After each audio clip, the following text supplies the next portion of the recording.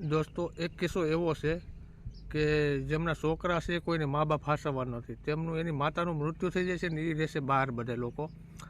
તો એમને ફોન કરવામાં આવ્યો પણ એ કોઈ લોકો આવ્યા નહીં કે તમે તમારી રીતે કરી દો બધું, એવું બધું વિડીયોમાં કહે છે. અને તમે આ ઓડિયો સાંભળશો ને તો તમને ખબર લઈ જઈએ છે. ના ના વાંધો નહીં, તમારે જે થતું કરી લો, વાંધો નહીં. પણ મતલબ અંતિમ સંસ્કારમાં ખાલી આવ્યા તો કદાચ એની આત્માને શાંતિ મળે મારા ભાઈ. હા, હું નહીં આવી શકું યાર, મારી બહુ મજબૂરી છે. મજબૂરીઓ છે એમ? કઈ વાંધો નહીં, ચલો હા ને ભાઈ. દીકરા સાથે વાતચીત કર્યા બાદ અમને આશા તો આવવાના છો અંતિમ સંસ્કારમાં? ના બાપુ નહીં આવીએ. હા ને, તમારા ભાઈને બી જાણ કરી, એને બી ના પાડી. ના પાડી એને મૂકવા કોણ આવ્યું હતું બાપુ? એ છોકરો બનીને જ આવ્યો હતો ને, તો પછી એવું કીધું કે ડ્રાઈવર છે એવું કીધું.